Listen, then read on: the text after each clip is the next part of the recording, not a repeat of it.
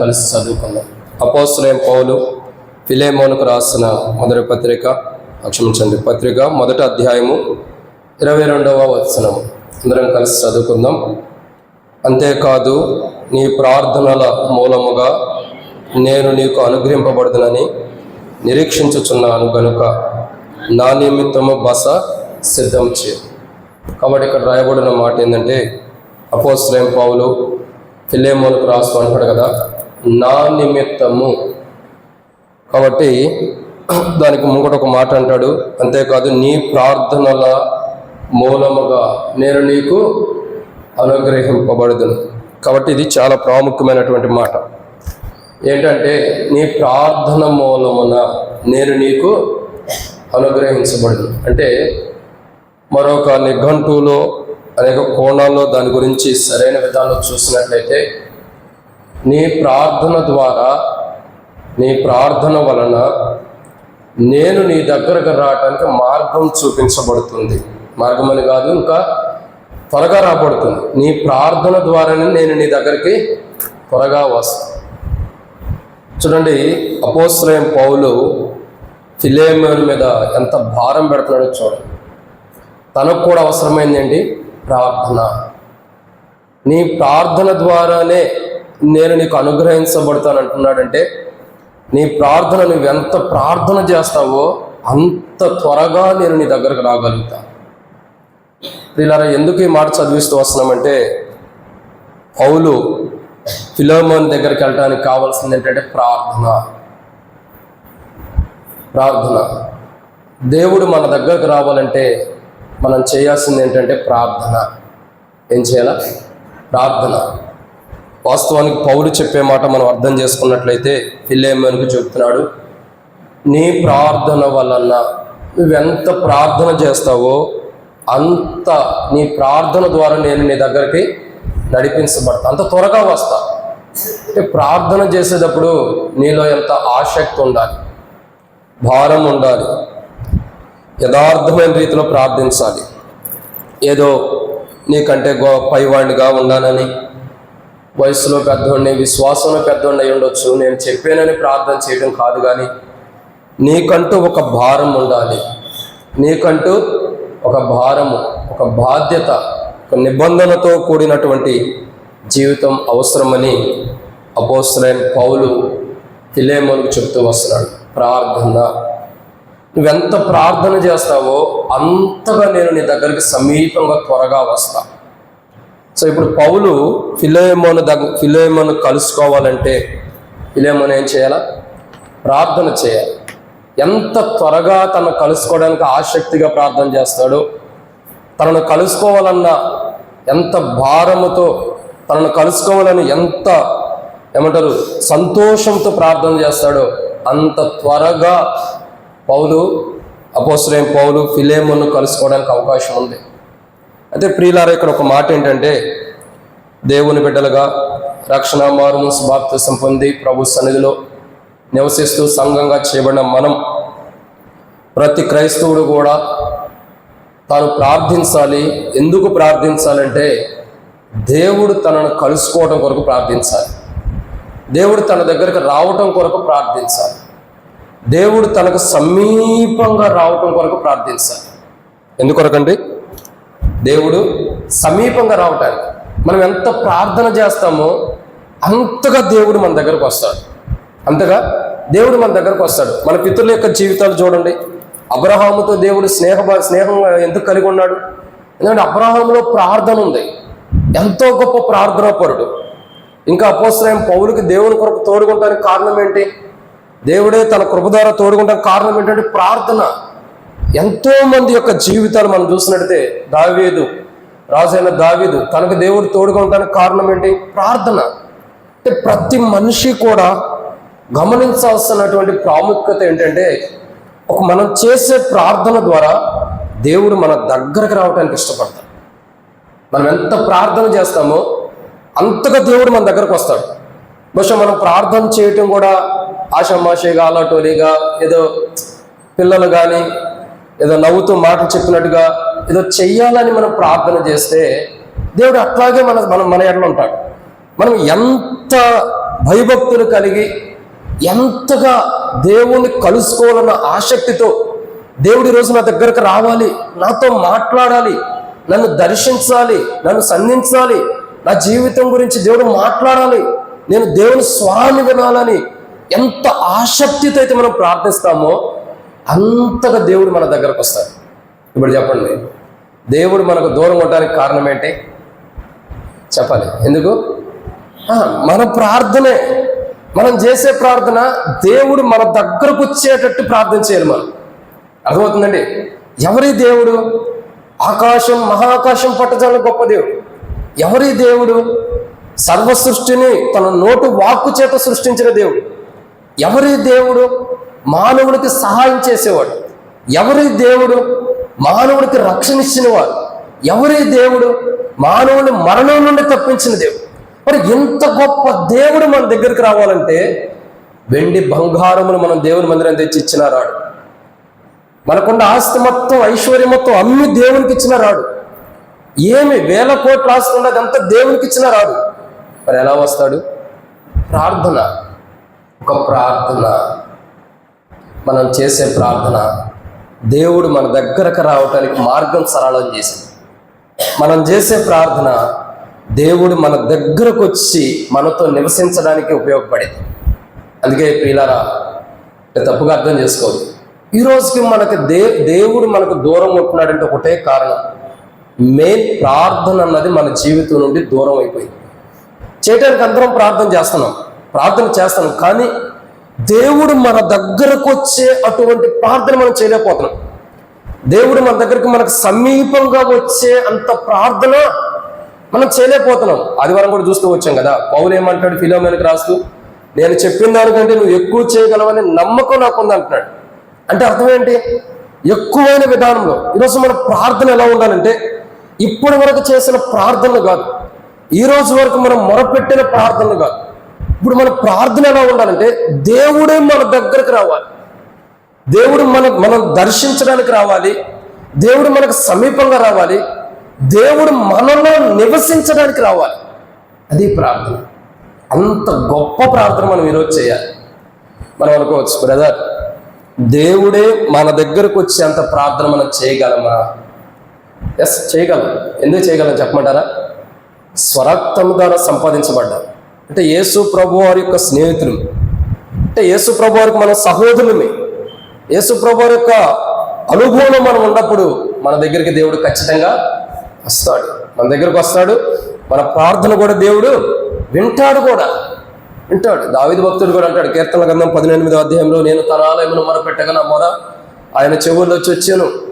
ఎందుకంటున్నాడు? దావీదు యొక్క ప్రార్థన దేవుని వద్దకు వెళ్ళింది, దేవుడు వింటున్నాడు కూడా. ప్రియులారా, మనం చేసే ప్రార్థన ఇంపార్టెంట్. ఈరోజు మన ప్రార్థన దేవుడిని మన దగ్గరకు తీసుకురావాలి. అర్థం చేసుకోండి. అంటే పైన మైకి పెట్టలేదుగా, మంచిది. ఈ రోజుల్లో చాలామంది దేవుణ్ణి తన దగ్గర తెచ్చుకుంటున్నాం అనుకుంటారు. డబ్బులు పెట్టి, ఆస్తి పెట్టి, బయట చూసినట్లయితే ఎంత గందరగోళం ఉందో. కొనుక్కునేలా తెచ్చుకుని మా దేవుడు అని పక్కన పెట్టుకుంటున్నాం. మరలా అడుగుతున్నా, పైన పెట్టలేదుగా. కాబట్టి అదే ప్రాబ్లం అయింది, మీకు నాకు కాదు. కాబట్టి ఏమవుతుందంటే అందరూ వేలు ఖర్చు పెట్టి తెచ్చుకుంటున్నారు. చివరికి ఏం చేస్తున్నారు? ఎత్తుకెళ్ళి ఎక్కడో పడేస్తారు. అంటే చాలా ఖరీదనం చెల్లిస్తున్నారు, కానీ నిష్ప్రయోజకమైన ఖరీదనం. అది ఉపయోగపడేది, పనికొచ్చేది, ప్రయోజనకరమైనది కాదు. అది ప్రియులారా, వారందరికంటే మనం గొప్పవారం కాదు, కానీ మనం దేంట్లో ధన్యులం అంటే, మనం ప్రార్థన చేస్తే సజీవుడైన దేవుడు మన దగ్గరకు వస్తున్నాడు ఈరోజు. అంటే మన ప్రార్థన ఎంత బలమైనది ఉండాలి అర్థం చేసుకోండి. నిజంగా ఎంత గొప్ప దేవుడు! సర్వ సృష్టిని తన నోటు వాక్కు ద్వారా సృష్టించిన వాడు, అబ్రహాము యొక్క దేవుడు, యాకోబు యొక్క దేవుడు, ఇస్సాకు యొక్క దేవుడు. అంత గొప్ప దేవుడు 6 లక్షల మందిని కాలువలంతో బయట తీసుకొచ్చిన దేవుడు, ఎర్ర సముద్రాన్ని పాయలుగా చేసిన దేవుడు, ఇంకా అనేకమైన యోద్ధాలను పాయలుగా చేసిన దేవుడు, అసాధ్యమైన వాటిని సాధ్యం చేసిన దేవుడు. ఇంకెంత గొప్ప దేవుడు తెలుసా? అసాధ్యం శారాకి గర్భఫలం రావటం, గర్భఫలం కూడా తెలిసాడు. ఎంత గొప్ప దేవుడు! అంత గొప్ప దేవుని కలుసుకోవాలని మానవుడికి సంతోషం ఉందా లేదా? నా తెలిసి దేవుణ్ణి కలుసుకోవాలన్న వారి చేతులు ఎత్తండి. దేవుని కలుసుకోవాలి అనే ఆసక్తి ఉండవాలి. ఏంది ఒకళ్ళిద్దరు ముగ్గురేనా, నలుగురేనా? అయ్యో, మిగతా వాళ్ళకి ఆశ లేదా? విచిత్రం. అంటే ఏమంటాడు చేయతిని అనుకోవద్దు. నిజంగా దేవుణ్ణి ఈరోజు కలుసుకోవాలన్న ఆశ ఎంతమందికి ఉంది? నాకైతే ఉంది.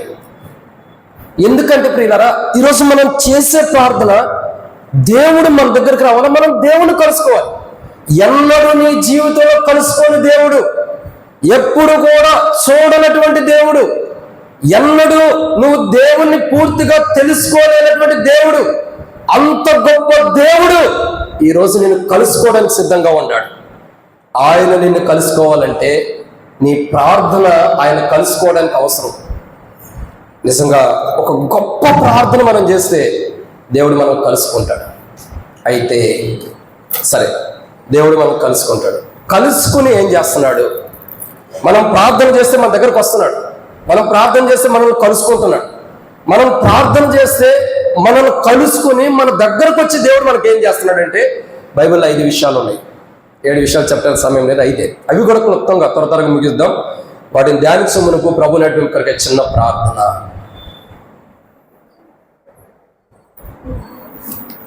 పరిశుద్ధుడు అయిన తండ్రి, ప్రేమ కలిగిన దేవ, ప్రభు అయిన యేసుక్రీస్తు ప్రభువారి యొక్క పరిశుద్ధమైన నామం పేరట మీకు శుభాభివందనములు. ఈ సమయంలో తండ్రి, కూడికి ఆరంభం నుండి ఆరంభ ప్రార్థనలో పాటల్లో కూడా మీరు తోడుకుంటూ వచ్చారు. వందనాలు. సమయంలో వాక్యం ధ్యానించబోతున్న సహాయం చేయండి. నిలబడేవాడిని నేనైనా నిలబెట్టేది మీరు, మాట్లాడేవాడిని నేనైనా మాట్లాడించేది మీరు, నాలో ఆత్మనప్పటికీ ఆత్మను అభిషేకించేది మీరు. ప్రజలు మీ వారి వాక్యం మీద నేను నిష్ప్రయోజకమైన వాడిని. నా తండ్రి, పౌలు ఫిలోమోను కలుసుకోవాలంటే ప్రార్థనే. అయితే ఫిలోమోనే ప్రార్థన చేయాలి. తన ప్రార్థన ద్వారా పౌలు తన దగ్గరికి త్వరగా వస్తాడు, కలుసుకునే ధన్యత ఉంది. ఈరోజు మేము ఫిలోమోను లాంటి మార్గంలో ఉండం. మేము ప్రార్థన చేస్తే మీరు మమ్మల్ని కలుసుకుంటారు. ఈ రాత్రి మా ప్రార్థన ద్వారా మేము మిమ్మల్ని కలుసుకోవాలి. మీరు మా దగ్గరికి రావాలి, మాతో కలిసి ఉండాలి. అటువంటి ప్రార్థన మేము చేయాలి. మీరు మాతో కలిసి ఉండి మమ్మల్ని దర్శించి మా దగ్గరకు వచ్చేంత ప్రార్థన ఈ రాత్రి మాకు అవసరం. అట్టి ప్రార్థన మేము చేసేవారుగా మీరు మా దగ్గరకు వచ్చి ఏం చేస్తున్నారో వాటిని కూడా మేము తెలుసుకుని వాటి ప్రకారం ప్రార్థించేవారికి సిద్ధపరచమని ముందున్న సమయం అంతా దీవించండి. మరొక మారు ప్రభా, కింద కూర్చున్న వారికంటే నేను ధన్యుని కాదు, యోగ్యుని కాను, వారికి వాక్యం ధ్యానిస్తాను కూడా అర్హత లేని వాడిని. అయినప్పటికీ ప్రభా, నీ నామం నిలబడుతుండగా నీవే జ్ఞాపకం చేసుకుని దేవా, ఈ ప్రజలకి అవసరమైన మాటలు తెరవబడిన ఆకాశం మాకు అనుగ్రహించి ఆకాశం ఇప్పి పడజాలంత విస్తారమని పరిశుద్ధాత్మ అభిషేకించి శత్రువు సిగ్గు నీకు మహిమ తెచ్చుకోమని నాతో మాతో మీరు మాట్లాడమని దయగల మీ హస్తములకు అప్పజోతు ముందున్న సమయంతో దీవించమని ఎవరెవరి ఆశతో వచ్చారో వారి అక్కర్ల అవసరతల ఆశలన్నీ కూడా వారు చేయబడే ప్రార్థనలు కూడా మీరు వారి దగ్గరకు వచ్చి వారి అక్కర్లు తీర్చమని ప్రభువైన యేసుక్రీస్తు నన్ను కూడా జ్ఞాపకం చేసుకోమని బలహీన నిష్ప్రయోజకమైన వాడిని ఆయా బలహీనతలు కలిగిన వాడిని మీరే నిలబెట్టి మహిమ పొందని దేవా, దేహమును కానీ కలుగంతారు కానీ మీ స్వాధీనించుకోమని ఏ ప్రాబ్లమ్స్ లేకుండా కాపాడమని ప్రభువైన యేసుక్రీస్తు నామం పేరిట విశ్వాసంతో ప్రార్థించి స్తుతించి అడిగి పెట్టుకుంటున్నాం తండ్రి. ఆమేన్.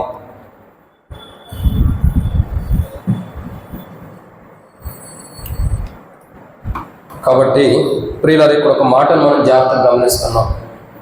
ఏంటి మాట అంటే ప్రార్థన. మనం చేసే ప్రార్థన ఏం జరుగుతుందండి? చెప్పండి, మధ్యలో ఉండవారు చెప్పండి. మనం చేసే ప్రార్థన ఏమవుతుంది? సిస్టర్స్ కానీ చూడండి ప్రియులారా, విత్తనాలు విత్తేటప్పుడు సాతోడు వచ్చి ఎత్తుకుపోతే ఎన్ని విత్తనాలు విత్తనా ఉపయోగం లేదు, అవునా కదా? కాబట్టి అందరం విత్తనాలు జాగ్రత్త కాపాడుకోవాలి. ప్రార్థన, మనం చేసే ప్రార్థన ద్వారా దేవుడు మనం కలుసుకుంటాడు. మనం చేసే ప్రార్థన ద్వారా దేవుడు మనల్ని దర్శిస్తాడు. మనం చేసే ప్రార్థన ద్వారా దేవుడు మన దగ్గరకు వస్తాడు. మనం ఈరోజు ప్రార్థన ఏంటంటే నా దేవుడు నా దగ్గరకు రావటం కొరకు. మనం ఏ దేవుని కలిగి ఉన్నామో, అబ్రహాము, ఇస్సాకు, యాకోబులు ఏ దేవుని కలిగి ఉన్నారు, రాజైన దావీదు ఏ దేవుని కలిగి ఉన్నాడు, దేవుని మందిరాన్ని కట్టించి దేవుని మహిమను తిరిగి రావడం కారణమైన సొలొమోను ఏ దేవుని కలిగి ఉన్నాడు. అటువంటి దేవుడు ఈరోజు మన దగ్గరికి రావాలంటే, ఆయన మనం దర్శించాలంటే మన ప్రార్థన అవసరం. ఆయన మనం చేసే ప్రార్థనని మన దగ్గరకు వస్తే ఆయన ఏం చేస్తున్నాడంటే బైబిల్లో కొన్ని విషయాలు ఉన్నాయి. రండి, మొదటి మాటను చూస్తున్నట్లయితే దేవుని యొక్క వాక్యంలో ఉండి ఒక మాట జ్ఞాపకం చేసుకుంటూ వద్దాం. బైబిల్లో చూసినట్లయితే మొట్టమొదటిగా యెహోషువ గ్రంథం 7వ అధ్యాయం 10వ వచనం. యెహోషువ గ్రంథము 7వ అధ్యాయము 10వ వచనం. యెహోవా యెహోషువతో ఇట్లా నేను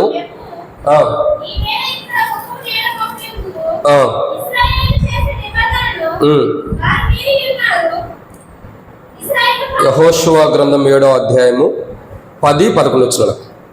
యెహోవా యెహోషువతో ఇట్లా నేను లెమ్ము నీవెలా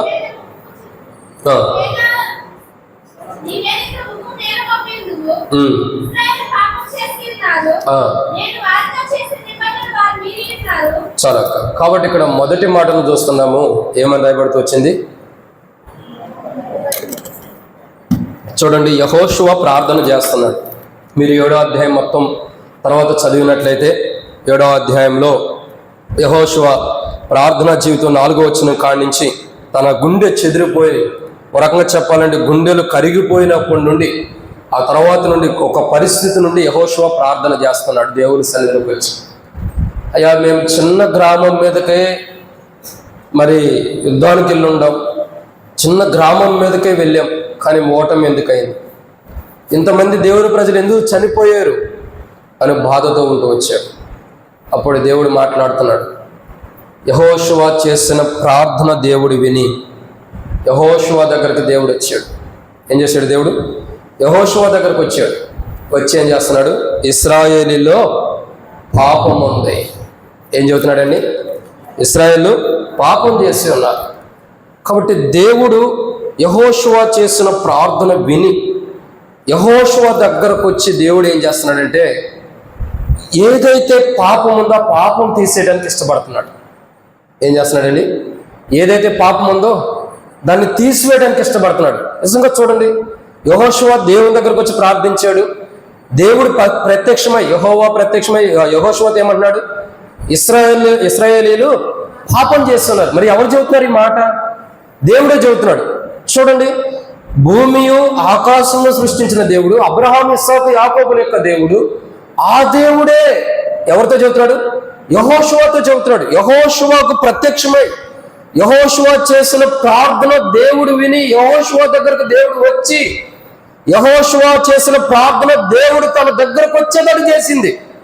యెహోషువ చేసిన ప్రార్థన దేవుడు యెహోషువను దర్శించేటట్టు చేసింది. యెహోషువ చేసిన ప్రార్థన దేవుడు సమాధానం ఇచ్చేటట్టు చేసింది. దేవుడు యెహోషువను దర్శించి యెహోషువ దగ్గరకు వచ్చి, యెహోషువ, ఇశ్రాయేల్లో పాపం ఉంది, ఆ పాపం పోవాలంటే పాపం చేసిన వారిని పట్టుకుని దాన్ని తొలగించుకో. అర్థమవుతుందండి? దేవుడు మనం నిజమైన యథార్థమైన ప్రార్థన చేస్తే దేవుడు మన దగ్గరకు వచ్చినప్పుడు దేవుడు మొట్టమొదటిగా మన దగ్గరకు వచ్చి ఏం చేస్తాడంటే మనలో ఉన్న పాపాన్ని తీసేస్తాడు. ఏం చేస్తాడండి? మనలో ఉన్న పాపంను తీసివేస్తాడు. దేవుడు యెహోషువ దగ్గరకు వచ్చి ఏం చేస్తున్నాడు? ఇశ్రాయేల్లో పాపం ఉందని స్పష్టంగా చెప్పేశాడు. ఏమి యెహోషువ, ఎట్లా ఉండవు, బాగుండావా, ఎట్లుండవా, ఆరోగ్యంగా ఉండవా, తిన్నావా లేదా ఇవన్నీ అడిగాడు దేవుడు. ఏం చేస్తున్నాడు? ఇశ్రాయేలీలు పాపం చేసి ఉన్నారు. దేవుడు దర్శించినప్పుడు ఇశ్రాయేలు చేసిన పాపము బయటికి వెదజల్లబడుతూ వస్తుంది. ఈరోజు మనం ప్రార్థన చేస్తే, మన ప్రార్థన దేవుడు విని మన దగ్గరకు వస్తే మొట్టమొదటిగా దేవుడు మనలో ఉన్న పాపాన్ని తీసివేస్తాడు. ఏం చేస్తున్నాడండి? మన దేవుడు మన దగ్గరకు వచ్చినప్పుడు ఏం చేస్తున్నాడు? మొదటిగా మనలో ఉన్న పాపాన్ని తీసేస్తున్నాడు. ఎందుకు పాపాన్ని తీసేస్తున్నాడు? పాపాన్ని మాత్రమే ఎందుకు తీసేస్తున్నాడంటే దేవుడు పాపంలో నివసించడానికి ఇష్టపడ్డు. ఆయన ఎలాంటి వాడు? నేను పరిశుద్ధుడు కనుక మీరు పరిశుద్ధుడై యుండుడి అని బైబిల్ రాయబడుతూ వచ్చింది. అంటే మనం చేసే ప్రార్థన ద్వారా దేవుడు మన దగ్గరకు వస్తే మనలో ఉన్న పాపాన్ని ఆయన ఎత్తి చూపిస్తాడు. ఆ పాపాన్ని సరి చేసుకునే అవకాశం కూడా దేవుడు మనకి ఇస్తాడు. సో దేవుడు మన దగ్గరకు రావడం ద్వారా మొదటిగా మనలో ఉన్న పాపాన్ని తీసివేస్తాడు. లేదా పాపాన్ని గురించి ఒప్పింపజేసే పాపాన్ని సరి చేసుకోవడానికి ఒక అవకాశం ఇస్తాడు దేవుడు. ఇది మొదటిది. సంఘములో పాపం ఉంటే దేవుడు కార్యించాడు. ఇశ్రాయేలు ప్రజలందరూ సంఘం అనుకోండి, వారిలో పాపం ఉంది. ఆ సంఘము పట్ల దేవుడు అద్భుతం చేశాడా? చేయలా. యెరూషలేము పట్ల కూడా దేవుడు ఒక అద్భుతం చేయాలంటే మొట్టమొదటిగా మనం ఏం చేయాలా? మనలో ఉన్న పాపాన్ని మనం తీసివేసుకోవాలి. పాపం పోవాలంటే దేవుడు మన దగ్గరికి రావాలి. దేవుడు మన దగ్గరికి వస్తే మన ప్రార్థన ద్వారా మనలో ఉన్న పాపం నేను చూపిస్తాడు. ఏ పాపం అయితే ఉందో బహుశా తెలిసొచ్చు, తెలియకపోవచ్చు. ఏ పాపం అయితే ఉందో దాన్ని చూపిస్తాడు, దాన్ని తీసివేసుకోవడానికి ఒక అవకాశం కూడా కనపరుస్తూ వస్తాడు మనకి. మొట్టమొదటిగా మన ప్రార్థన, దేవుడు మన దగ్గరకు వచ్చే ప్రార్థన మనం చేస్తే ఆయన మన దగ్గరకు వచ్చి మనలో ఉన్న పాపాన్ని చూపించి దాన్ని తీసివేసుకోవడానికి ఒక అవకాశం ఇస్తాడు. ఇది మొదటిది. ఆ తర్వాత అద్భుతం చేస్తాడు. ఈ పాపం పోయిన తర్వాత ఇశ్రాయేలు ప్రజలకు విజయం వచ్చింది. ఈ పాపం ఉన్నంతకాలం విజయం లేదు. దేవుడు మన దగ్గరకు వచ్చి మనలో ఉన్న పాపాన్ని ఎత్తి చూపించి దాన్ని తీసివేయాలంటే మన ప్రార్థన దేవుడు మన దగ్గరకు వచ్చేటట్టు ఉండాలి. అప్పుడు దేవుడు మన దగ్గరకు వచ్చి మనలో ఉన్న పాపాన్ని తీసేస్తాడు. ఇది మొదటి మాట. ఇక రెండో విషయాన్ని చూద్దామండి. దేవుని యొక్క వాక్యాన్ని చూస్తున్నట్టయితే రెండవ మాట, సంఖ్యాకాండము 11వ అధ్యాయము. సంఖ్యాకాండము 11వ అధ్యాయము 15-16 వచనాలు. నా మీద నీ కటాక్షము వచ్చిన ఎడల నేను నా బాధను చూడకున్నట్లు నన్ను చంపుము. అప్పుడు యెహోవా మోషేతో ఇట్లనెను, జనులకు పెద్దలనియు అధిపతులనియు నీవెరిగిన ఇశ్రాయేలీయుల పెద్దల్లో నుండి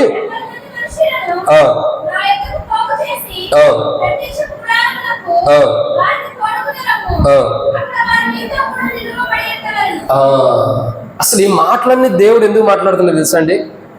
14వ వచనం చదివితే అర్థమైంది. ఈ సమస్త ప్రజలను ఒంటిగా మోయ నా వల్ల కాదు, అది నేను భరింపలేని భారము. నీవు నాకు ఇట్లా చేయదలసిన నన్ను చంపుము. ఏమంటున్నాడు మోషే? చెప్తున్నాడు, దేవుని సన్నిధిలో ప్రార్థన చేస్తున్నాడు. దేవుడు వచ్చాడు. వచ్చి ఏం చెబుతున్నాడు దేవుడు? మోషేపై ఏమంటున్నాడు? అయ్యా, ఈ ప్రజలను భారం మోయటం నా వల్ల కాదు, నన్ను చంపేయమంటున్నాడు. మొయ్యలేని భారము. ఏముందండి?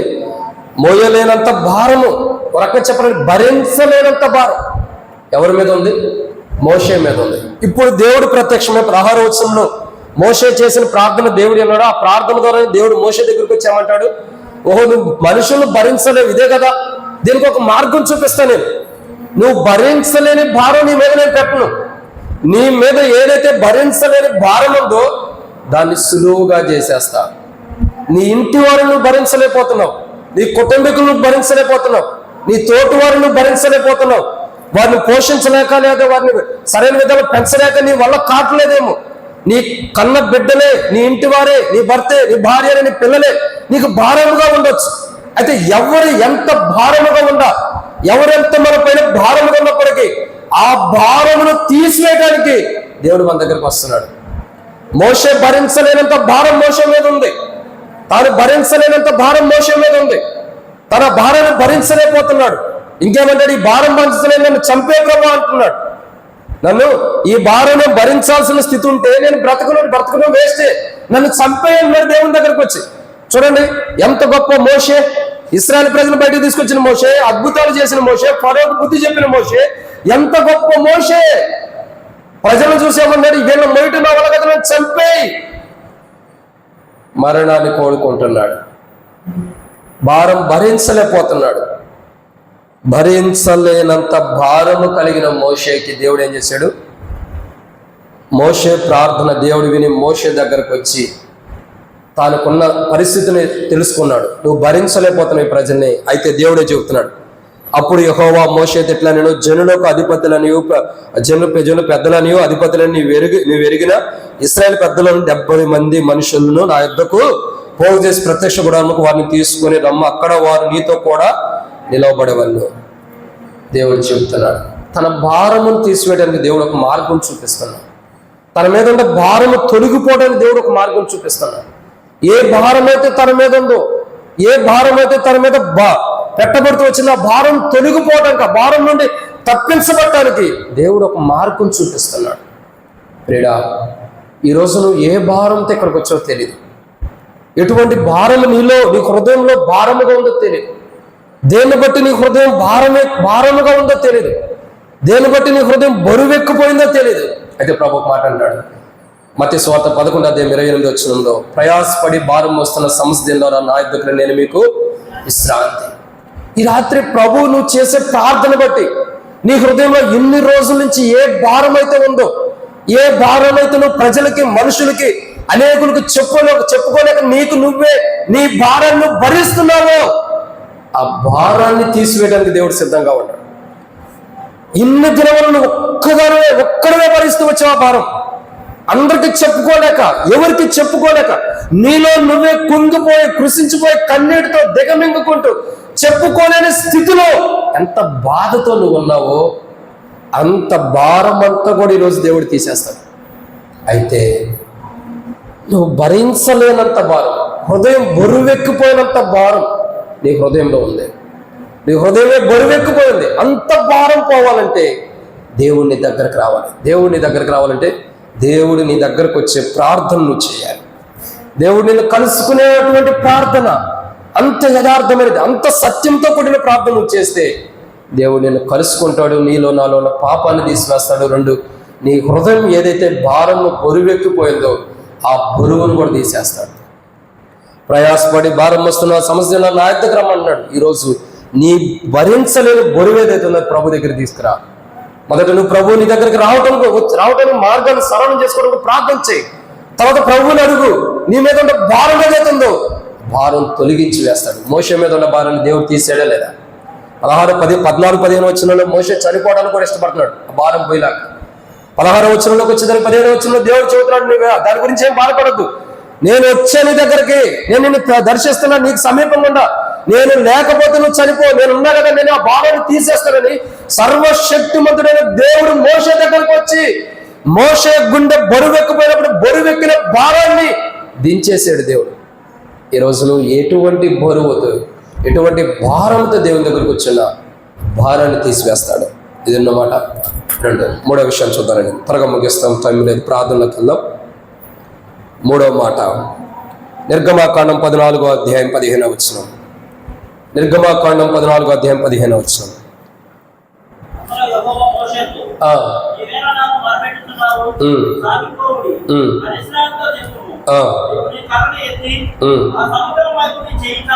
చాలా.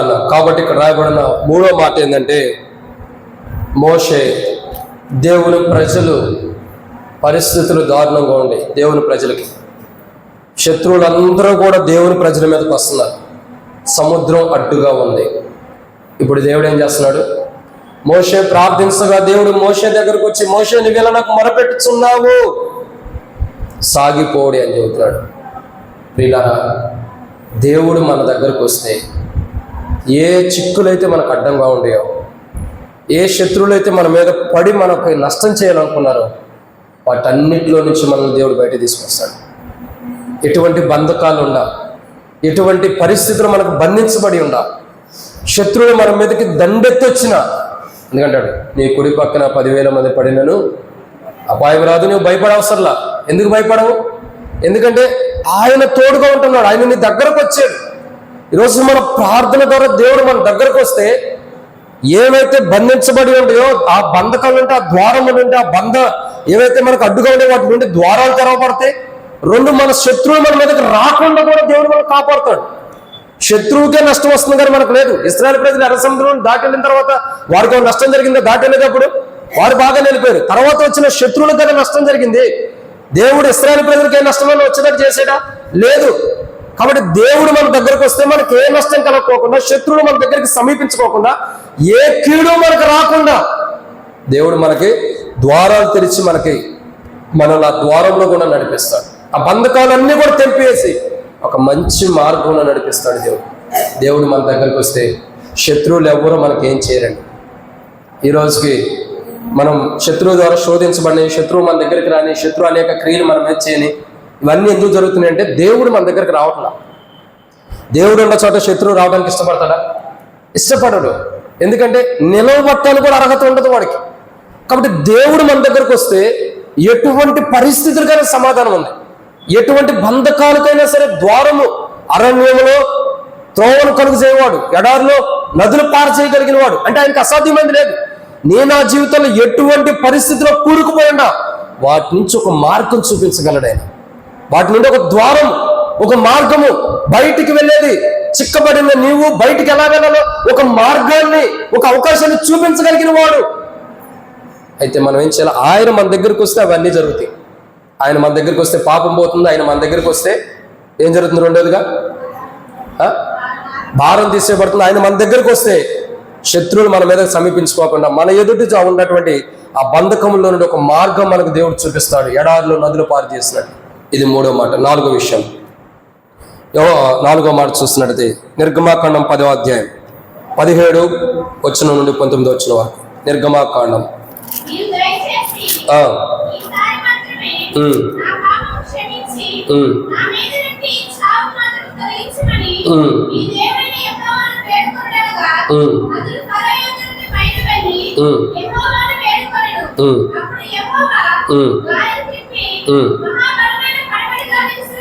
చాలా.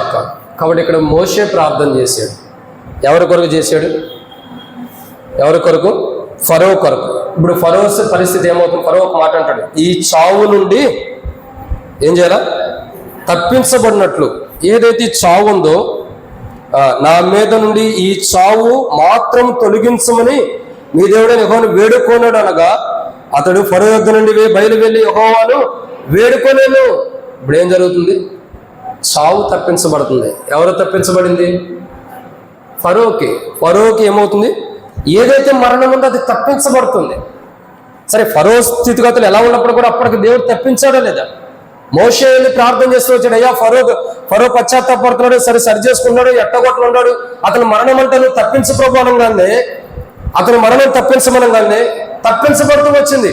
వాస్తవానికి మరణం ఎవరికి రావాలి? ఫరోకు రావాలి. ఎందుకు రావాలి? ఫరో తప్పు చేస్తున్నాడు కాబట్టి ఫరోకు మరణం రావాలి. కానీ ఫరోకు మరణం వచ్చిందా? రాలా. మరి ఎవరికి వచ్చింది? ఫరో యొక్క కుమారుడికి మరణం వచ్చింది. మీరు చూసినట్లయితే, అవునా కదా? ఫరోకు మరణం వచ్చిందా?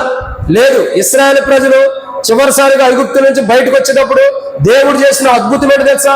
ఇశ్రాయేలు ప్రజలు కాకుండా ఐగుప్తులో ఉన్న సంతానం, రాజు దగ్గర నుంచి భటుడిగా దాసుడుగా ఉన్న ప్రతి ఒక్క మనిషి వారి యొక్క మొదటి సంతానం అనేది మృతి పొందే అనుభవాన్ని మనం చూస్తున్నాం. మరి ఫరో ఎందుకు మృతి పొందలా? మోషే ప్రార్థించాడు కాబట్టి ఫరోకు దేవుడు ఆయుష్ ఇచ్చాడు. ఫరో మృతి పొందడానికి కారణం మోషే ప్రార్థన, దేవుని సన్నిధిలో చేసిన ప్రార్థన. తన కుమారుడు చనిపోయాడు కానీ ఆ ఫరో ఎందుకు చనిపోలేదంటే దేవుని సన్నిధిలో మోషే చేసిన ప్రార్థనది. ఆ ప్రార్థనని దేవుడు దిగి వచ్చాడు కాబట్టి ఫరోకు ఆయుష్ని ఇచ్చాడు. తర్వాత దేవుడు ఇచ్చిన ఆయుష్ని వ్యర్థంగా చేసుకుని చనిపోయాడు. అది తర్వాత పాయింట్.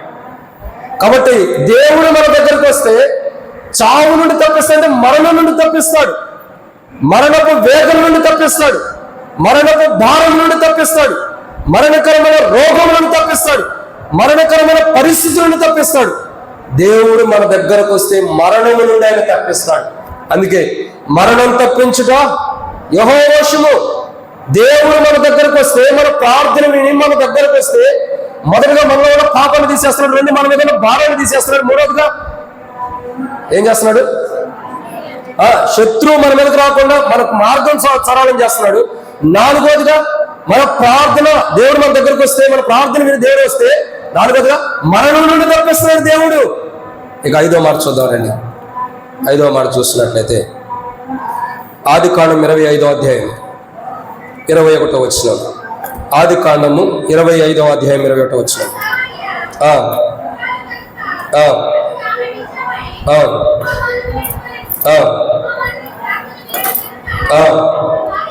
అతని భార్య అయిన రిబ్కా చాలక. కాబట్టి ఇక్కడ రాకుండా 5వ మాట ఎవరి వ్యక్తి అంటే ఇస్సాకు. ఇస్సాకు ఎక్కడికి వెళ్ళాడు? దేవుని దగ్గరికి వెళ్ళాడు. తన భార్య గొడ్రాలుగా ఉంది. దేవుని దగ్గరికి వెళ్ళి ఏం చేశాడు? మొరపెట్టాడు, అయ్యా నా భార్య గర్భం లేదు, గొడ్రాలుగా ఉందని మొరపెట్టినప్పుడు దేవుడు ఏం చేశాడు? ఇస్సాకు ప్రార్థన విని ఇస్సాకు దగ్గరికి వచ్చాడు కాబట్టి, ఇస్సాకు ప్రార్థన విన్నాడు కాబట్టి రెబెక్కాకి గర్భఫలం ఇచ్చాడు దేవుడు. అవునా కదా? గర్భఫలం ఇచ్చాడా లేదా? చూడండి, తన ప్రార్థన దేవుడు విన్నాడు. మరి ఈ ఇస్సాకు యొక్క కుమారుడు ప్రార్థన చేశాడు, ప్రార్థన సరైన విధానం చేశాడా? ఎవరు? యాకోబు. చూడండి, యాకోబు రాహేలు ఏమని, దయ నాకు గర్భఫలం నేనేనని చచ్చిపోతానని అంటే కోపగించుకుంటాడే కానీ ప్రార్థన చేసిన అనుభవం అక్కడ లేదు. కానీ ఇస్సాకు అనుభవం చూడండి ఎంత గొప్పగా ఉందో. ఇస్సాకు ప్రార్థన చేయడం ద్వారా దేవుడు ఇస్సాకు దగ్గరకు వచ్చి గర్భఫలం ఇచ్చాడు తన భార్యకి. అంటే ఈ రోజు గర్భఫలం లేకుండా ప్రజలు ఎందుకు ఉన్నారు తెలుసా? గర్భఫలం లేకపోవడం కారణం ఏంటి తెలుసా? తప్పలేట్లా. ఎందుకు గర్భఫలం రావట్లేదంటే మన ప్రార్థన దేవుడు మన దగ్గరకు వచ్చే ప్రార్థన మనం చేయట్లా. దేవుడు మనకు సమీపంగా వచ్చే ప్రార్థన, దేవుడు మన అక్కర్లు తీర్చే ప్రార్థన, దేవుడు మనం దర్శించే ప్రార్థన, దేవుడు మనతో ఉండే ప్రార్థన మనం చేస్తే అసలు దేవుడు మన దగ్గరకు వచ్చి ఒక కార్యం చేయాలంటే మనం ప్రార్థన చేయాలి కదా. మొదట దేవుడు మన దగ్గరకు వచ్చి ఒక అద్భుతం చేయాలంటే మనం ప్రార్థన చేయాలి కదా. మనం చేసే ప్రార్థన దేవుడు మన దగ్గరకు వచ్చేటట్టు మనం ప్రార్థన చేస్తే ఏమి కావాలంటే అవి ఇస్తాడు. పాపం తీసేస్తాడు, శత్రువులపైన విజయాన్ని ఇస్తాడు, మార్గం చూపిస్తాడు, ఇంకా అనేకమైన ఆశీర్వాదాలు దేవుడు ఇస్తాడు. ఎటువంటి భారమన్నా తీసేస్తాడు. అయితే మన ప్రార్థన ప్రాముఖ్యమైంది. ఈ 5 అంతల అనుభవం: 1 పాపం పోవాలన్నా, 2 భారం పోవాలన్నా, 3 శత్రువు పైన విజయం పొంది మార్గం సరళం కావాలన్నా, 4 మరణం నుండి తప్పించబడాలన్నా, 5వదిగా ఇప్పుడే చూస్తూ వచ్చాం, 5వదిగా గర్భఫలం. ఇవన్నీ రావాలంటే దేవుడు మన దగ్గరికి రావాలి. దేవుడు మన దగ్గర రావాలంటే మనం ఏం చేయాలి? అక్కడ నాకు ఈ అవసరంలో నువ్వు ప్రార్థన చేయని చెప్పి వెళ్ళిపోవడం కాదు. అన్నా నాకు ఈ అవసరంలో నేను ప్రార్థన చేయాలి నా కోసం అని చెప్పి అంటాం కాదు. లేదా సేవకుడికి స్లిప్ ఇచ్చి అన్న నేను నా కోసం ప్రార్థన చేయాలి, ఆయన నీ కోసం ప్రార్థన చేసే లోపల వేరే కూర్చో వెళ్ళిపోతావు బయటికి. అంటే ప్రార్థన ఎవరు చేయాలి? మొదట మనం చేయాలి. మన దగ్గరికి దేవుడు వస్తే మనకు అన్ని ఏం కావాలో ఇస్తాడు. ఈ 5 అంతల అనుకోవాలి కదా, ఇంకెన్నే ఇస్తాడు. అయితే దేవుడు మన దగ్గరకు వచ్చే ప్రార్థన మనం చేయాలి. దేవుడు మనం దర్శించే ప్రార్థన, అసలు దేవుడు మన దగ్గరికి ఇష్టపూర్వకంగా వచ్చే ప్రార్థన మనం చేయాలి. దేవుడు మన దగ్గరకు వస్తే మనలో పాపం ఉండదు, మన మీద భారం ఉండదు, మన పైన శత్రువులు ఏం చేయలేరు, చావు నుండి తప్పించబడతాము. ఇంకా దేవుడు మన దగ్గరకు వస్తే బహుమానాలు కూడా ఉన్నాయి. ఒక గర్భఫలం అనే కాదు, గర్భఫలం ఇవ్వచ్చు బహుమానం అన్నాడు. అనేకమైన బహుమానాలు మనకు దేవుడు ఇస్తాడు. అసలు ఇవన్నీ రావాలంటే దేవుడు మన దగ్గరికి రావాలి. దేవుడు మన దగ్గరికి రావాలంటే మనం దేవుడి దగ్గరకు వచ్చి ప్రార్థన చేయాలి. ఇప్పుడు చెప్పండి, మనం చేసే ప్రార్థన ఎలా ఉండాలా? దేవుడు మన దగ్గరకు వచ్చే ప్రార్థన, దేవుడు మనకు బహుమానాలు ఇచ్చే ప్రార్థన మనం చేయాలి. అట్టి ప్రార్థన మనం చేయనట్లు ప్రభు మనకు సహాయం చేయను గాక. ఆమేన్. ప్రార్థనలో ప్రవేశిద్దాం. ఒకరి తర్వాత ఒకరు క్లుప్తంగా చేయండి. అవసరమైన వాటి వరకే ప్రార్థన చేయండి.